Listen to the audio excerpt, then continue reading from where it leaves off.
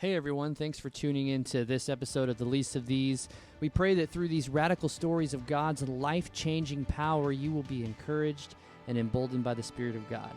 Enjoy this next testimony on The Least of These.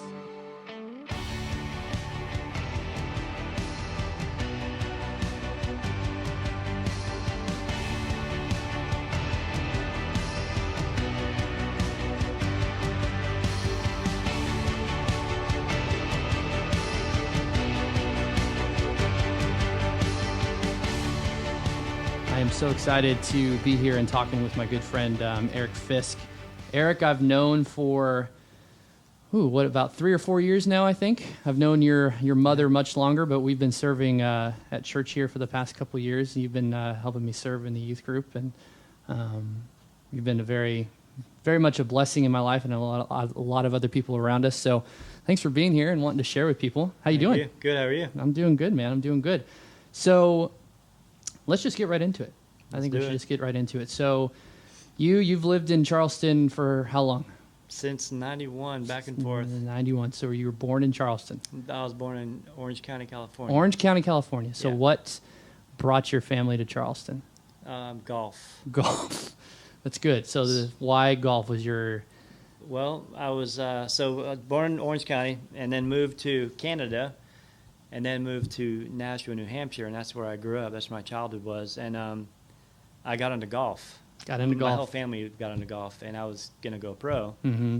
And we wanted to move somewhere where we could play year-round. Mm-hmm. And Charleston Is the place. Yeah. So in Charleston, there is definitely, if you're not from Charleston, there is a lot of golf to be had in Charleston, for sure. A lot of good golf courses. So on that point, do you have a favorite golf course in Charleston? Crowfield Country Club is really? One of my favorites. Yeah, that was where I was a member at. Okay. When I first moved here, that was my home course. Nice. Yeah. I've never played Crowfield, but Awesome. I've heard it's good. Yeah. Nice. I've only played a few. I'm not as good of a golfer. I've heard rumors, though, about how you're, like you said, you almost went pro. I did. Playing golf, so Yeah. that's pretty impressive. So growing up, you went from California to Canada, to New Hampshire. So tell me what it was like growing up. Again, like I said, first person I met before I met you was your mom. And she was a feisty lady. Firecracker, to say the least. Yeah. So I guess tell me what it was like growing up in New Hampshire, what it was like growing up with your family. Was your family a Christian household? What was it like growing up? We were a Christian household. My mom, I guess it was half and half. My mom was, and my dad, I don't think was. He had some anger issues and treated my mom not good. So my mom was definitely a believer, as you know. Mm-hmm. And so I grew up in a Tabernacle Baptist church, which was no jeans, no rock and roll music, no long hair. And what decade was this?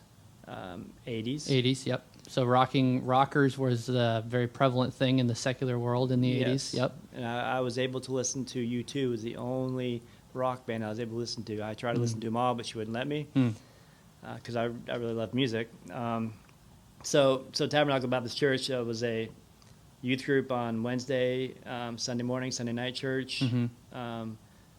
Wednesday was church, and then Friday was youth group. Okay. So I was in church all week long. Yeah. And I did not like it. Yeah. So your family was very involved in church. My mom was very involved.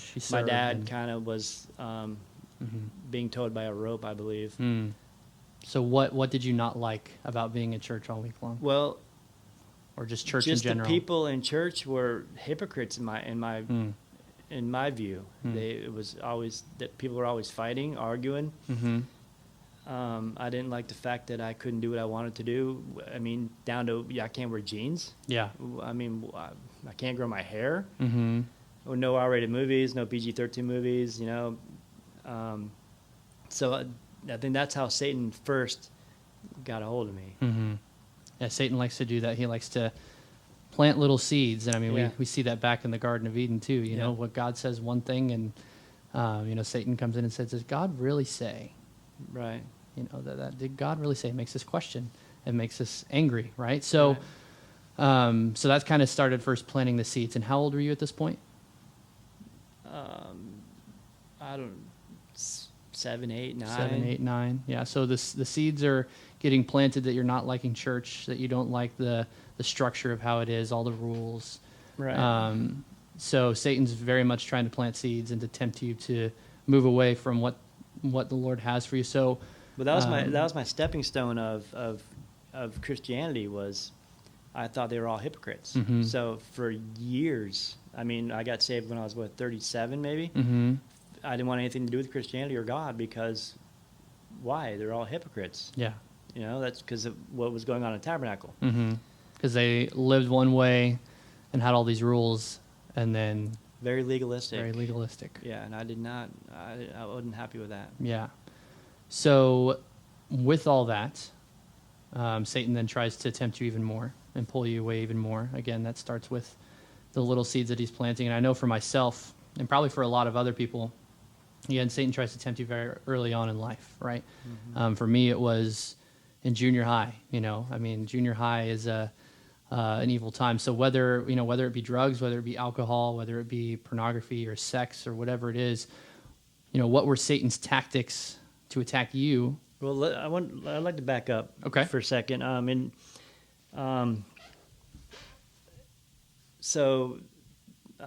Discipline. When I was growing up, my mom would discipline me, and my dad's discipline was whatever you want, you get, kind of love. Okay. It wasn't a true love. It was I'll give you what you want love, and so I was kind of playing both sides of the court with my mom trying to discipline biblically and bring up a child in the way he should go, right?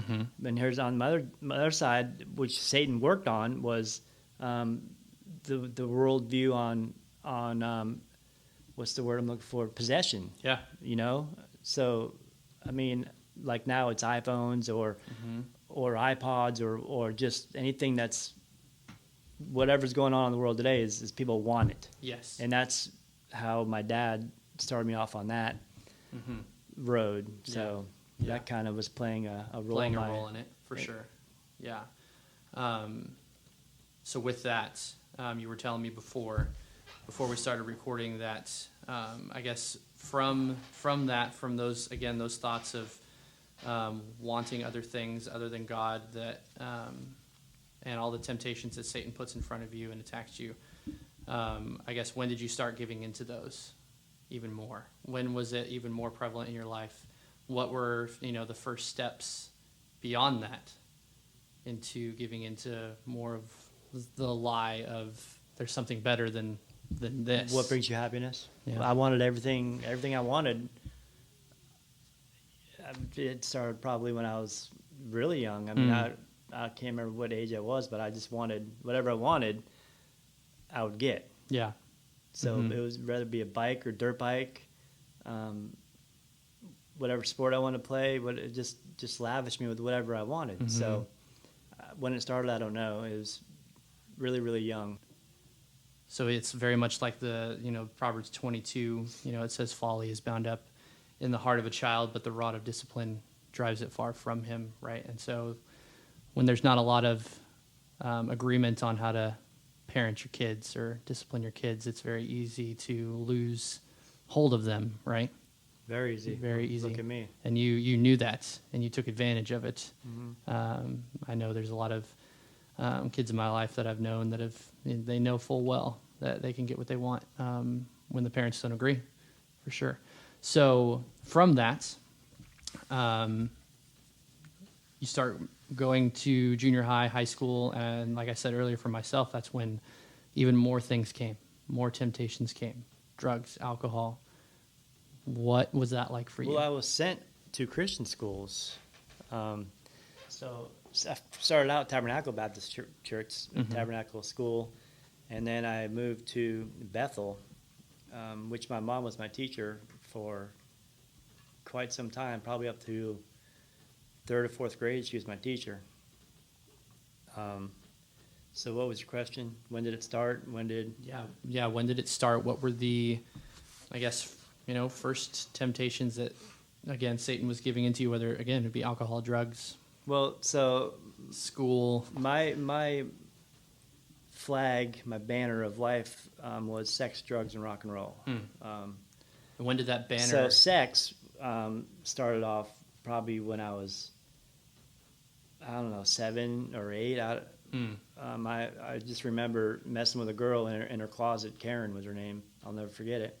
So that started really, really early. The drugs started off in 7th grade. How old I was, I don't know.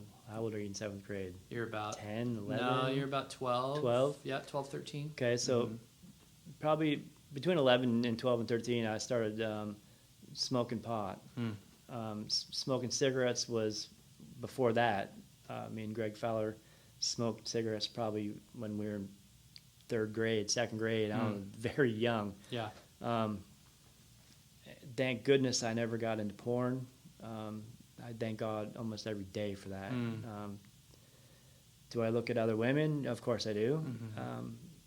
Into porn, I'm not, and I'm just grateful for that. Yeah. I know a lot of people struggle with porn, so drugs was, I think, between 6th and 8th grade, probably 7th grade. Clayton Boudreaux was his name. That's who Satan sent to me to start me down that path. And yeah, and so you got more and more into that from that point, right? You become addicted to drugs. I just went downhill fast. Yeah, I mean, it impacts all of your decisions, right? Oh, yeah. Again, you're filling your emptiness with these drugs, right? And your happiness with these drugs, right? So from what I know, from there, obviously it went deeper and deeper, and didn't you eventually become a dealer? Oh, absolutely. Yeah. Immediately almost. Immediately. Oh, yeah. I wanted to get my drugs free. So how better to do that than sell them? Right. So I was selling drugs at a very early age. So how did how did you start that? Like, were you a pro instantly? Seemed like I was. I don't remember. Yeah. But I was very business savvy, Mm. and it just worked out for me. Yeah. You know, not in a good way.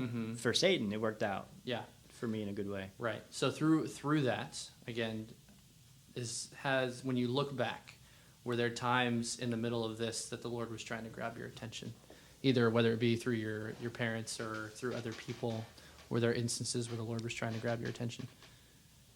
Through my mom, I believe, would be the only one that, and then I'd always get like the verse that says, "On the scales," or what is the verse? The honest scales. You know what I'm talking about. Yeah. So I'd always revert back to that. I'd be like, "Oh, I'm an honest drug dealer, Mom." You know. Yeah. Yeah. But as far as grabbing my attention, I think deep down inside, in my conscience, my soul, whatever. I knew I wasn't doing right. I knew I was probably disappointing my mom. As far as God went, I didn't like God. I didn't want anything to do with God. Yeah. I just thought, like I said earlier, just That they're how all the church. hypocrites. Yeah, Yeah.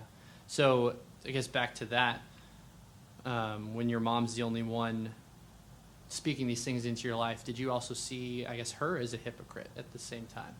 Or was she the only one that was really true? Because you were around her all the time. I didn't see right? her as a hypocrite. Yeah, no. you knew that. So did you think her faith was genuine? I did. Yeah. Yeah. Yeah. But I also saw how my dad was treating her. I don't think I saw it fully as my brother and my stepbrother did. Half brother, not stepbrother. Okay. But I saw bits and pieces. I think he hid that from me because the way he spoiled me, he loved me. I was his youngest baby, and I think he hid that from me, how he treated her. Yeah. But I saw bits and pieces of it, and I saw how she handled it with patience and with joy, and so I saw the attributes and characteristics of God, of Christ in her from the beginning. Yeah. And I saw it through the discipline, how she was disciplining me through the Word. Right. Did I like it? No, of course I didn't, because I got disciplined all the time. Right. So yeah. Yeah. So you start dealing at a very young age when you first get into drugs, and this is junior high. Oh yeah, way before high school. Way before high school. Yeah. So as you go through school, what is school like for you? What is going into high school? Did you have like dreams of what you were going to do after high school? Was your plan to be a drug dealer the rest of your life? Well, in the beginning, I have no recollection of what I wanted to be. I know I hated school. I was always in detention. Christian school, you had to wear a suit and a tie every day in Christian school. And I didn't like it. Yeah. I didn't like anything to do with it except for the sports. I excelled in soccer and basketball. And golf. And golf didn't come along till before we moved here. Okay.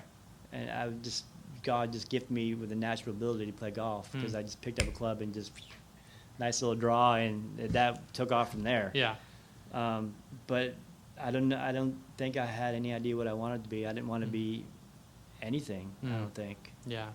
Yeah. You were just trying to get through life at that point, which I hated. Yeah. I mean, except for what my dad did with me. You know, we went to Red Sox games religiously, Bruins games, Celtics games religiously. Yeah. And which is why I'm a Dallas Cowboy fan, because we never went to the Patriots games. Yep. That's good. I mean, as much as I hate the Cowboys, it's a little bit better than the Patriots, I gotta say. Yeah. So, yeah. When Eric first got here, he said, we should do this on video. And I saw he was wearing a Cowboys hat, and I was like, never would allow that on a video screen. No, I'm just kidding. But so you're searching for your happiness and other things. I guess take me to the next step of your life. Like what is happening? Where is your mind going once you graduate from high school?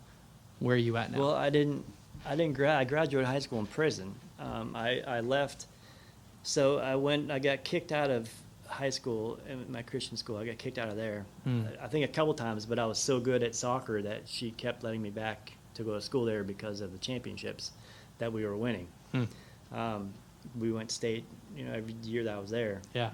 I'm pretty sure we did. I don't really remember if we did or not, but we were pretty much every really year. good. Yeah. But so I went to Nashville High School after that, and that's where the dealing really took off. precedence. Yeah, it really took off there. Cocaine, marijuana, acid, just whatever I get my hands on. What was your question? So once you're out of school, once you drop out of school, you start doing drugs. What happens from there? Like you said, it just becomes more and more. And you said you ended up in prison in high school. I guess take me through. No prison in high school. So I just dropped out of high school. I don't know if I guess I can tell the story. Sure. I was tripping on acid in school, and it was our mid-term finals or the finals. I don't know. It was a final, and I was sitting at my desk, Geometry 2, or I don't know what it was. It was math. Yeah. And I sat down, wrote my name on the paper, and my name and all the numbers just got up and started walking off the paper down my desk and out the door. I'm just watching them. And then a big redwood tree comes crashing down next to me in my buddy's desk. so I just got up and left. Yeah. And I got lost in the woods for a couple of days. Wow. And that's when I just dropped out of high school and just went dealing complete nuts on dealing drugs. Yeah. So how long were you dealing drugs for? Until I was 37. So you were 37. It ruined my golf. It ruined my career. I could have went professional soccer, golf, hockey, and I didn't. It just took over. It took over everything. I mean, there was a point where I went to Pensacola, and my dad took me there, and we played a course. I was going to go to college there, no diploma. He was just going to say, well, let's play. Yeah. So I played the president on the course at the college, and I just completely destroyed the dude on his own course. And he said, well, you can come here free. I'll teach you the business. I'll teach you the pro shop, everything you need to know about golf, course management, and I'll get your PGA Tour card. And at that time I was making like $10,000, $15,000, $20,000 a week dealing drugs. I'm like, why do I need this? My life is awesome. Right. Sex, drugs, and rock and roll. Yeah. Yep. And that's where that messed up. So how did that mess up? Go into that more. I could be said right now. I Yeah. mean, Yeah. is that wrong to say that? No. God wants our quiver to be full, right? Right. Yep. But I guess he had a different plan. Mm-hmm. So Because- looking back, obviously, again, you wouldn't want, I mean, through other people's testimonies, right? You look back and you say, oh, if I did this differently, if I did that differently. And I know that we say, God does use what Satan intends for evil, for Right, good, right. right? And you look back and, there's a lot of me through things in my life where I say, I wouldn't want to go through that again. But there's also the side of it where seeing what God did do through that, and the miracle that it was through the pain, through the suffering, through the hard times. Would we have reaped the blessing if we hadn't gone through those things, right? What if? What if, right? We don't can know. we can guess all day long, right? But what we know is that the Lord was chasing after you. He was chasing after me. But on the reverse side, the impact, not the impact, but the repercussion of my ripple in the lake affected far more people than I could probably count, especially my mom. Yeah. Yeah. So tell me a little bit about your mom. You, at the beginning, you said she's a firecracker, and I can attest to this. Let me just tell a quick story. I've told Eric this story before. I moved to Charleston 6 years ago. There was a group from my church back in Washington State that was praying about moving to Charleston to plant another church. It was another Calvary Chapel. And we came out here about 5 months before we moved, came out to Charleston to do a prayer tour. And I remember the first night we flew in, we came, Pastor Richard at the church. You didn't know him at the time. I didn't know him at the time. He picked our team up at the airport, and he said, let's just go to the church first. And there was a ladies' study that was happening at the church. So the church was at the Guthrie Primary? No, the church was At the fire department. The fire department, where the fire department is now, over off Otranto. And so we walk into this building, and the first person to greet me is this little old lady, short little old lady. She comes. Wasn't old back then. She was gray haired. I'm sorry, I won't say she's old. Because She's of me. gray haired because of you. She came up and gave me a big old hug, and she's like, "We're so happy you're here. Don't steal any of our people." That was the first words out of her mouth. Any of to our me. women, right? It's any of our women. I ended up stealing Laura from the church, pastor's daughter. She became my wife, so I did not hold up my end of the bargain very well. But that was my first experience with your mom, Gay Ashworth. So and a lot of people have that same experience. yeah, a firecracker, I think, doesn't give her enough credit for who she was. But why don't you talk a little bit about her and your... I mean, I don't even know what to Where do say. you start The with her? passion that she has for God, and just the Matthew 20 our mission as a believer, as a child of God, is to spread the word, right? Yep. How many of us actually do that? Yeah, You know, and she was one of those that just wherever she went, it was her she whole was- life.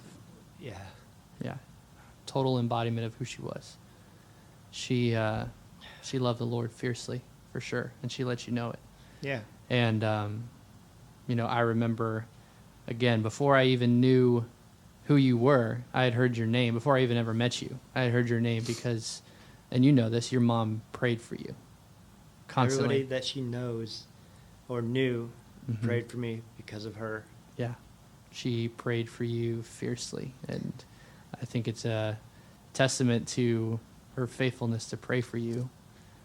That why you're still here today, why you're not in prison today. So Or dead. I should be Or dead. dead. I've been so close to death so many times. It'd make your head spin.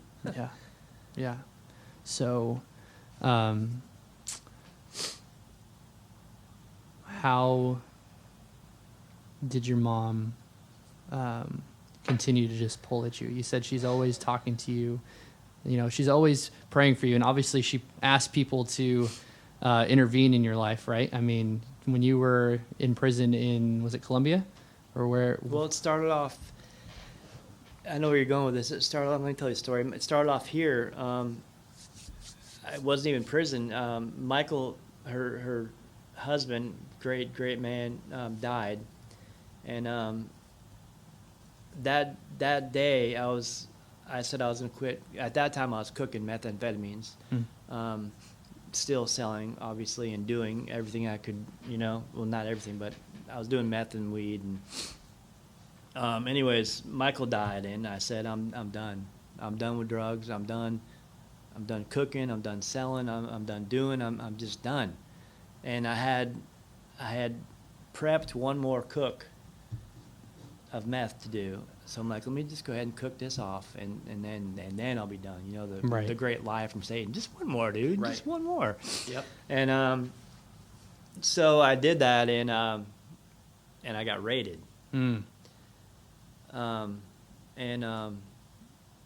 I went to jail, and first two people that came and saw me, immediately was Richard and Tracy. So Richard and Tracy, just so everyone knows, are the couple of pastors here at our church. Richard's the lead pastor, and Tracy's one of the assistant pastors. Great man of God. So they came and they visited you. Yeah, I wasn't in a good place. At that point, I hated God. And I didn't like him to begin with. But then I just hated him. I was a mess, and they came and saw me through the glass, of course, and I don't even remember how the meeting went. It was just them pouring out their love to me, pointing you to the Word of God, and yeah. So they start meeting you, and they were. How long did you end up being in prison after you were raided? So what year was this that you got raided? 2008. 2008. I don't. 2008 is about the year after Calvary Chapel Charleston was planted. So it was planted in 2007. So I remember going to Goose Creek Primary with my mom to make her happy, meeting Richard, and I wouldn't go every Sunday, but I would go here and there. Right. And then they moved to the fire station. Right, and I went there more than I did Goose Creek Primary, just to make her happy. Right. So I think that was 2008. 2008. When that happened. So I did. That was my first time in prison. My first time in prison was when I first moved here. I got involved in falsifying names, credit cards, banks, checks, and I got pretty deep in that. And one of my friends told on me, so that's what I did a few years then. Yeah. For all that, which I could have got big federal time, but somehow I didn't. Yeah.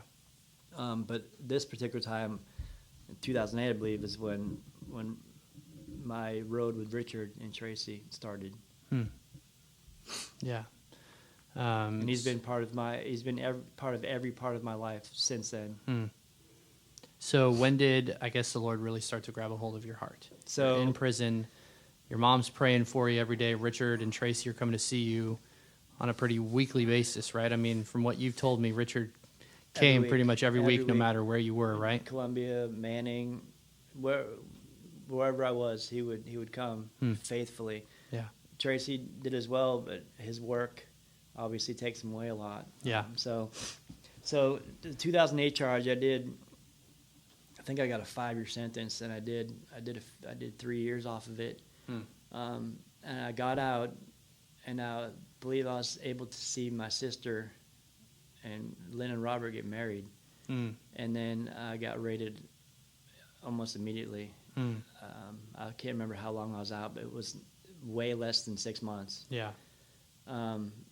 And I was facing that, at that point I was facing 70, 80 years. And I think I did 7, or I did 5 at that time. Yeah. And that's when I remember Richard coming to see me faithfully. And then when I came to Coastal pre-release, they got involved in prison ministries, and they brought the church there once a week. That's awesome. Yeah. Yeah. So when they start doing that, what started changing for you in terms of thinking about Jesus and the Bible and Christians in general? Here's that story. So I think it was 2013. 2012 is when I got raised again, and I was able to be out of my cell. So it's in jail, you're locked down all day long. Right. You might get out for an hour in the morning, an hour at night to watch TV or whatever, maybe more than that, I don't know. But I was runaround, they called it, and I was able to be out of my cell, cleaning up the mess hall or distributing chemicals from room to room so that the inmates can clean. And back then I was a reader. I loved to read. My wife wishes I would read now, but I've read so many books in prison I just don't want to read anymore. Yeah, you're but done. anyway, I had a King James pocket Bible in my hand, and I was reading James. Where in James, I don't know, but it's like I got high. You know, not high on drugs, but I just remember getting high and amped and off the word. And at that point I said,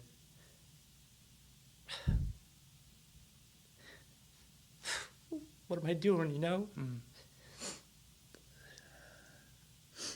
I can get high on the word of God and not drugs, or not.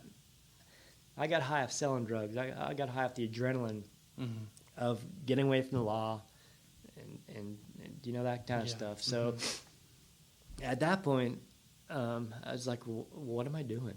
Yeah. I'm going to be dead, or I'm going to be in prison for the rest of my life. You know, why haven't I listened to my mom? So at that time, I was done. No more. It's powerful, man. So at that point, But I'm looking at 80 years in prison. yeah. You know? So what did God do from there? Like, he obviously started planting seeds in your heart, in your life. You're looking at 80 years. What are you thinking at this point? What are you going to do? My life is in prison. Yeah. You know, and I think, I can't remember what my thoughts were, but I know I said that I would serve God no matter where I was. Yeah. So how did you go about, I guess, giving your life to the Lord at that point? You said you feel this I surrendered. power, and you just I there. just surrendered. I Yeah. said, I'm yours. Yeah. Did I say that magical prayer? No, I just said I surrendered. Yep. Done. So from there, you're looking at 80 years. How did you only end up in there for a few? God. Yeah. I mean, they've wanted me from the first time, and then I got out, and they were obviously watching me, and they really wanted me then. Yep. So they wanted to throw the book at me. Hmm. So, I mean, God had other plans. Yeah. So you get out, you said you only ended up serving 5, right? Or how many total? 4 years, almost 5 years. Almost 5 years. Almost 5 years. So you get out. I met my by wife the grace that of same God. night. Yeah, I was going to say. Then you tell me that story Well, about how the Lord brought your wife Melissa along, man, because I think that's a miracle in and of itself too, right? It is a miracle, but we I think we disobeyed God. And that whole thing, we didn't wait. She was going through divorce, and here's the enemy working, you know, because I wasn't looking to get married. I don't want to really get married. I wanted a girl, you know, but I didn't. And I felt heard a voice just saying, reach out to Melissa, you know, help her, because she was going through divorce, and she needed stuff done in her house that nobody was doing or whatever. I don't know, but so I reached out to my mom. Her and my mom were really, really close. How did they get close? Like, what's that connection there? I don't know how they got close, but that same ordeal where you walk in and you get bombarded by a gay. Hi, I'm gay. Yep. Hi, I'm gay. I'm gay Ashworth. No, hi, I'm gay. You are? Oh, really? So Melissa was praying for me for a long time and had no idea what I even looked like. But she was, you know, she was faithfully praying for me.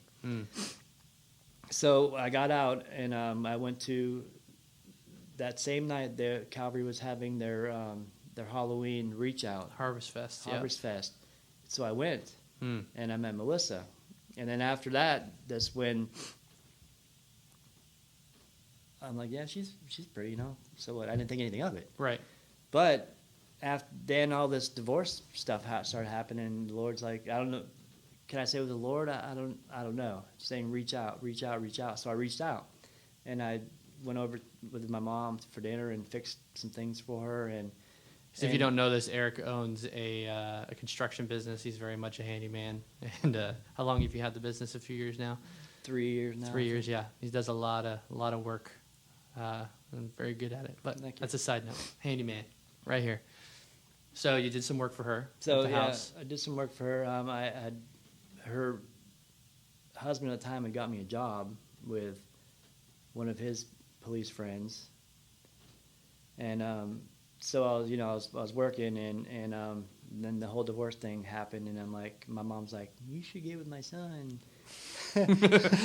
Sticking her nose in there again. But where I said that we had disobeyed God in the, how God is all about timing. Right. Did God have this planned? I think so. Mm-hmm. But in His timing and not ours. Yeah. His plans are not our plans. His timing's not our timing. Right. Not the plans, but His timing's not our timing. Mm-hmm. And I think we moved way too quick. And we were seeing each other before I think we were meant to be. Mm-hmm. Which we were forgiven for that, and it's a learning curve, and that's just a lesson for everybody out there. Just wait on God. Yeah. And so we ended up getting married, and of course, who married us?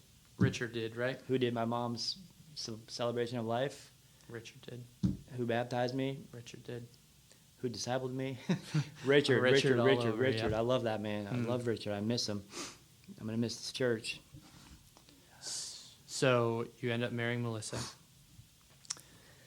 So hold on. So here I am.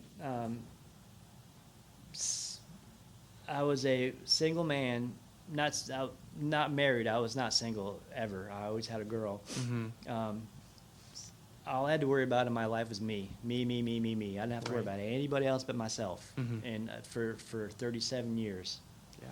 And so getting married with 3 kids attached was a big deal. Big deal. It was a big turning point in my life. And I thought I was patient because I had to deal with a bunch of people in prison that you just don't easily deal with. And I'm like, yeah, I've got patience. And then I get married with a beautiful gal that has 3 kids. Mm-hmm. Yeah. Yep. That was very tough for me, and still is today. Yeah. With my patience, and that I thought I had. Yeah. Yep. I don't even know what you asked me. Sorry. So I was saying, from that point, you get married to Melissa. You have the 3 kids, and then some things start going on with your. She had 4. She had 4. Okay. 4 kids, and then some things start going on with your mom. Right? Or yeah, she had gotten cancer when I was in prison still. Okay, so how far into your prison sentence was it when your mom found out? I was toward the end because I got transferred to coastal pre-release, which is the last step before you go out the door. Mm-hmm. They usually break your custody level from the fence to level 2 to level 1. And coastal was level 1, so I was able to go out on the street and work. Yeah. Save some money.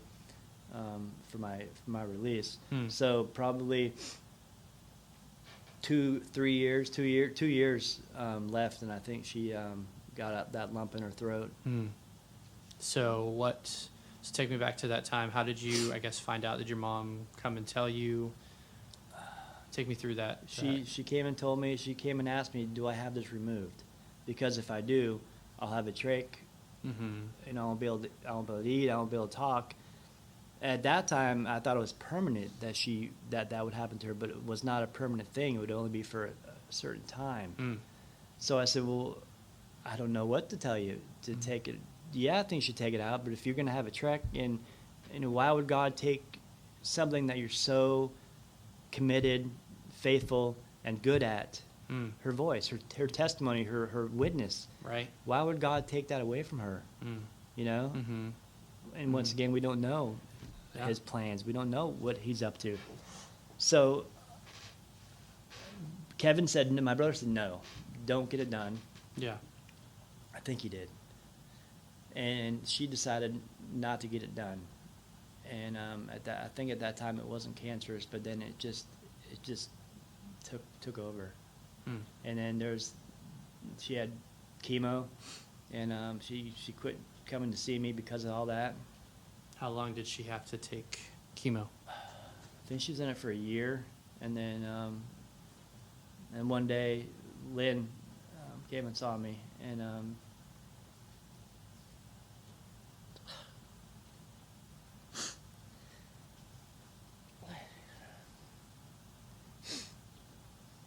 and my mom came in. So that was a really good surprise. I guess she was done with chemo. It would just destroyed her. She had to wear wigs, which, of course, she had a lot of fun with. Oh, yes, she did. I remember. Yeah, but so that was a big surprise for me to have her come back and be able to visit me.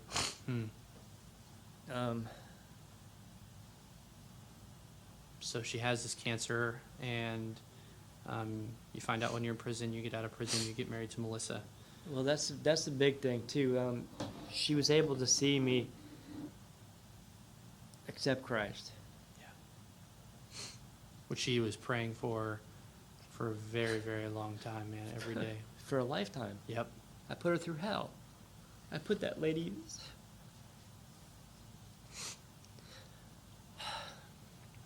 Dealing drugs isn't some fantasy that people want to get a hold of, because yeah, it's a lot of money. You're rich one week, you're broke the next.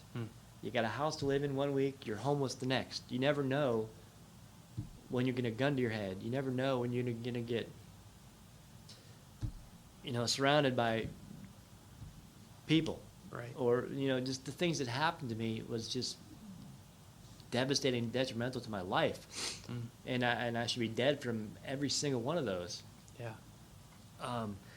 And she was always the person that I would call, and I don't know where I was going with this. I put her through hell. That's what I was saying. I put her through a living hell, and the stress that I put on her is probably what caused that tumor. No, man. I mean, the white hair. The white hair. The white hair. We'll chalk up the white hair to you, man. So, yeah, I just put her through. I wasn't a very good son, but she was able to see me get married. Yep. She was able to see me get baptized, Mm-hmm. and she was able to see me accept Christ. Yeah. And that's all. She was able to see all of her prayers answered, right? Bam, I mean, bam, bam, it bam, shows. bam. It shows.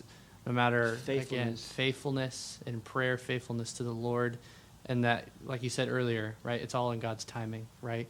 And I'm sure there was many, many times as she's praying, she's like, God, why haven't you answered my prayer yet, right? I mean, I've had those thoughts before when I'm praying these things. God, why haven't you answered my prayer? It's been years and years and years that I've been praying this thing, and I don't understand why you're not doing, like, it would make sense for you to answer this prayer, right, to save Erik's life, to save him from this life of sin that he's in, but she still stayed faithful to praying for you. Still stayed faithful. Mm-hmm. And everybody that she knew stayed faithful. Yeah. Yep. And that's just a true picture, I think, of the Lord chasing after you. Well, the word says that it never comes back void. Yep. And to this day, I mean, I haven't been a Christian for very long now. So am I mature in Christianity? Yeah, I'm mature. Could I be more mature? Yeah, of course. We all could, right? Right. But maybe 8, 9, 10 years I've been saved now? Mm-hmm. And I don't even know where I was going with this. Where God does not return void. Right. So even when I'm discipling the youth or friends or my children, Scripture comes to my mind. It's like, wow. I look back and I'm like, wow, I knew all that. I didn't memorize them, but they're in there. Yep. Because they were grounded in me through her. Mm-hmm. Yep. Did I want them grounded in me? No, I had wanted nothing to do with any of her Bible studies, any of her youth groups, any of her church, nothing. I didn't want anything to do with any of it all. Yeah. But it still was in there. Mm. And so that brings his promise back. His word never comes back void. Yep. Amen. Amen. It does. Even to the unsaved. Yep. Mm-hmm. Yep. He's always been planting seeds in your life, right? I mean, that the verse comes to mind. You know, we can plant seeds, but it's God who gives the increase, right? God who does the watering, God who does the growing. It's just like if you get a gift, are you going to just let that gift sit there and not open it? No, you're going to open that gift and you're going to use it. Right. And that's what we have to do.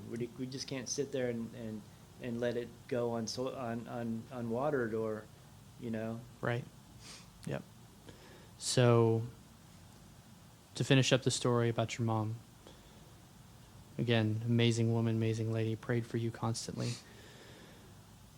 She has this cancer. It's getting worse and worse. After you guys are married, I guess, how was that towards finish? Talk more about her and how. So I lived with her when I got out, and I should have lived with her after we got married, because she was declining so fast. So I would just go over there every day and check on her. Melissa would go over there all the time and check on her, and my neighbors would be over there. So it just went downhill fast. Yeah. After I got married, and then she just, I mean, Richard could tell you stories of us being over there, and she would just be a comedian, Yeah. you know, and just be having fun. And what was it that she called Richard when he walked into the room? Water boy. Water boy. Yeah, give me some water. Water boy. Definitely had a sense of humor. Yeah, and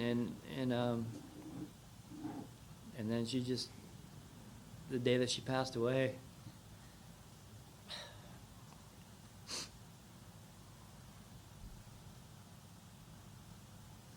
I miss my mom.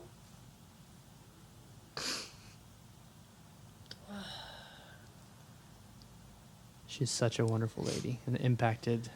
It's like all the so leaders many of the people. church were over there. Richard, Kelly, Tracy. I think Tracy was there for a time. Laura was there that Laura morning was too. there. Yep. Just cutting up, having a great old time, and everybody left for a little while, and they were going to come back, and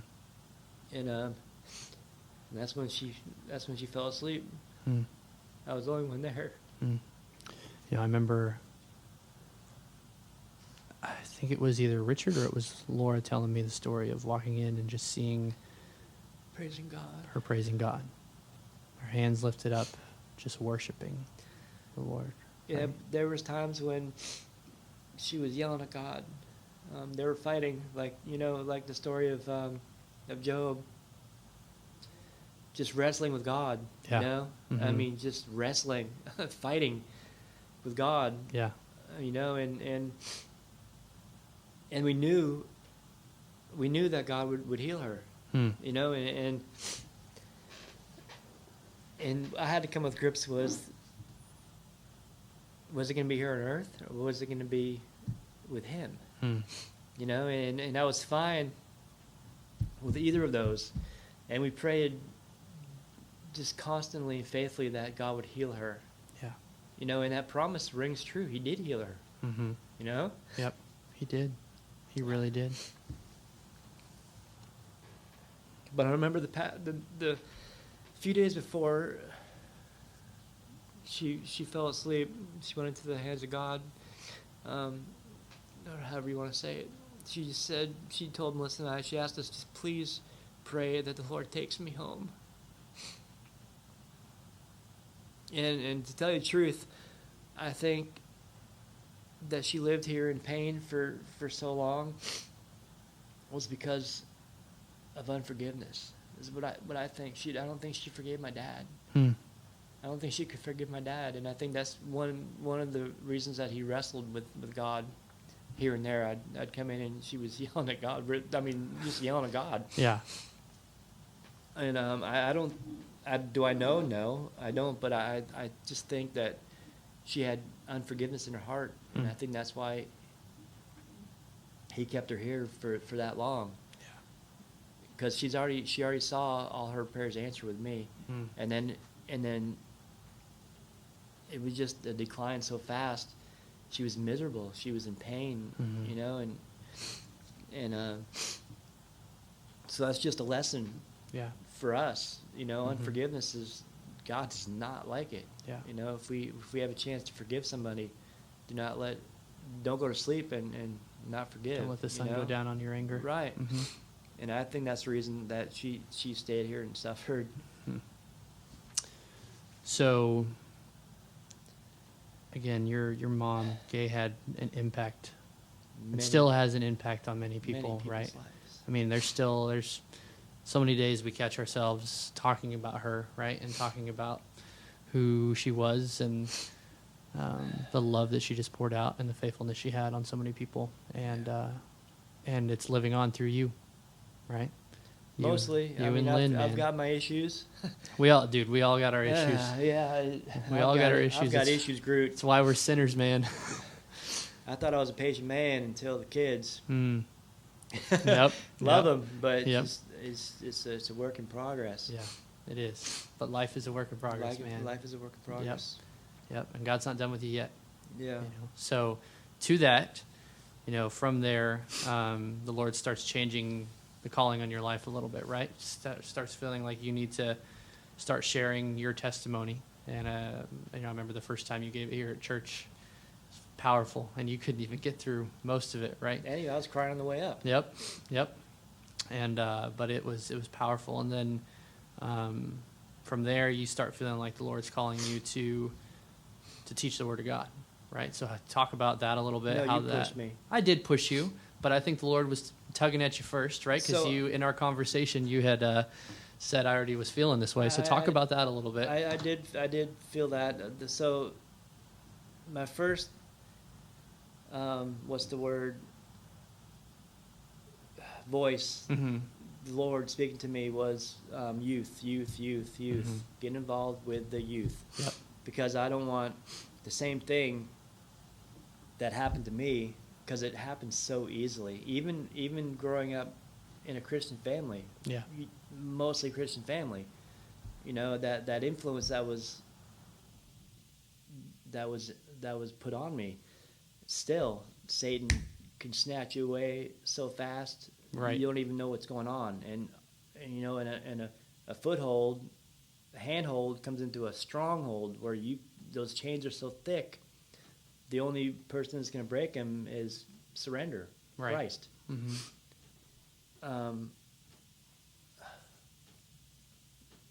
I can't remember what I was going through now. I miss my mom.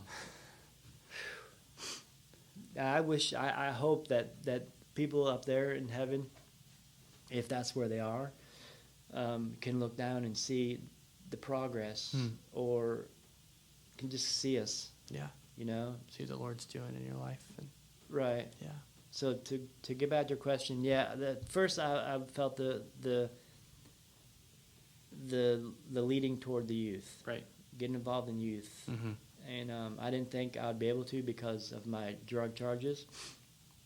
And the last time I got raided, there was kids' belongings in the house that I was at. I wasn't even cooking there, or I just got busted there. I had all my stuff, and there was kids' belongings in there. So they hit me with child endangerment, which you can go on the list for that. Right. And I didn't even think I'd be able to get involved with youth because of all that. Mm-hmm.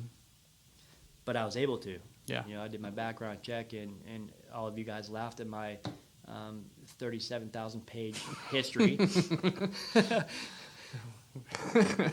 It was very long history, but a testament. So then I started in the youth. This is about, a year and a half ago now? No, you started serving in youth even before I took over. Your first really involvement was the summer trip. With 2 years with ago, Aubrey. right? Right. With Aubrey or Nathan? With Aubrey. With Aubrey, yep. So maybe 3 years ago. Yeah. Mm-hmm. And then I just felt the calling. I just kept hearing, learn how to teach, learn how to teach, learn how to teach. And I reached out to Aubrey, and I told him that, and I think I reached out to you eventually about it. I mean, I don't remember how that happened. Tell me. I think, I was praying about, I had lost a couple teachers, and because on Sundays for junior high, we have a rotation of junior high teachers. So I'm not having to teach every single week for Sundays. So I had lost a couple, and the Lord had put you on my heart, and I had approached you and asked you to.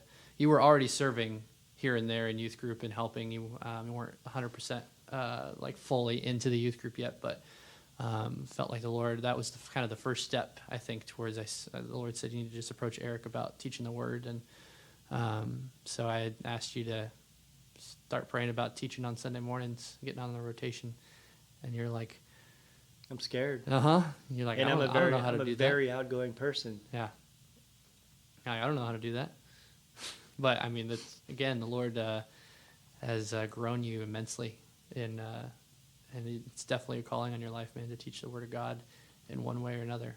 You know, I mean, the Lord has been faithful in honoring you and obeying that call to answer the call to teach the Word. So you started teaching on Sundays, and then it eventually morphed into helping on Wednesdays as well, and coming on the. Well, you kidnapped me and tied me up and said you're going to serve to be a leader. I mean, that's how I do all of my things. I don't take no for an answer. That's how I do things. What a now. great experience. Yeah. It's the only way to get through to a Cowboy fan, you know. Yeah. Yeah.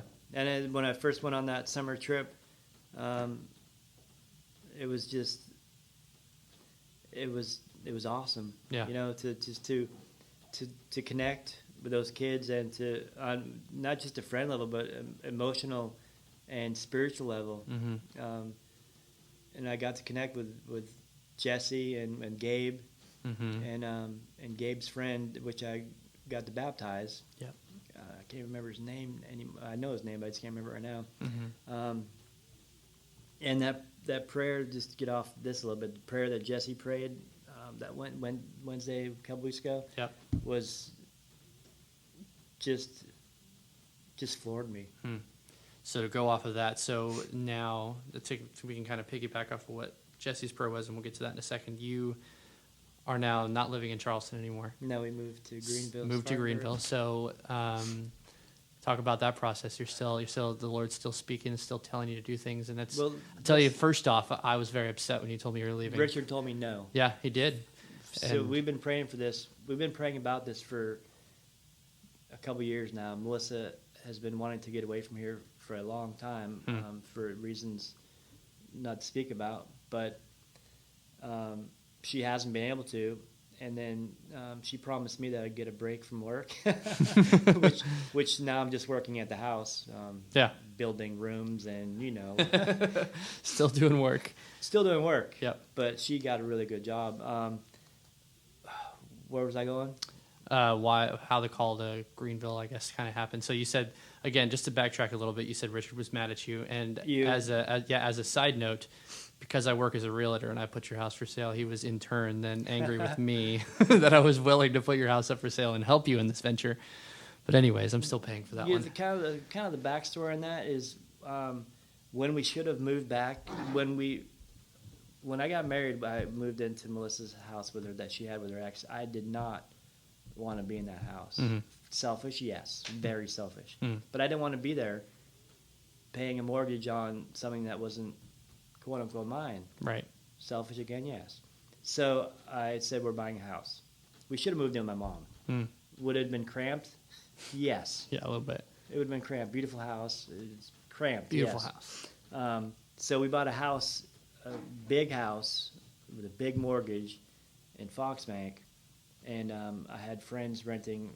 After she passed, I had friends renting that out, which was a mess. I keep losing my train. So we moved into Foxbank. And I was renting the house that was left to me. Yeah. To friends, and then we tried to sell it. Yes, right. You did. And we tried to sell it, First and time around. the Lord did not. He shut that door. Did not Pretty want that hard. to happen, Yep. and it was very clear. So then we decided to, let's just sell our house and move in to Your mom's house. my mom's house, and I had a baby. Awesome. Well, we pregnant twice. We lost the first one, and had Emma in this whole time period, and that was devastating to go tell my mom, you know, at first we were pregnant. My mom was like, yes, yes, yes, a grandbaby. You know, a first well, Brian is her son also. But for having a grandbaby from me was like the world's going to stop. Yeah. Because I'm married and have a kid. Right. Shoot. Uh-huh. And then I had to go tell her that she lost it. And that devastated my mom. Yeah. But as we talked about a month ago, and we're reminded of that she and that baby Are together. Right? And that's the glory of who With- God is, and With a few other babies from this church. many babies from Yeah. this church. So God closed that door of that house selling, which we spent probably $30,000 on fixing the leaks, the floods that we were having there. So we ended up taking off the market and moving into there and selling our other house, which sold pretty quick. Yeah. And then Melissa came to me again and said, "Can we move? You know, I want to move. I want to move. We can't move far because of the kids and their dad, Right. or it'd be a big court issue, of course. But she wanted to move away from here and get it and go back to work. So the Lord opened those doors, and now we're in Greenville, and she's got a really good job. Yeah. Well, that's good. Praise the Lord, man. Well, I have to say we miss you, man.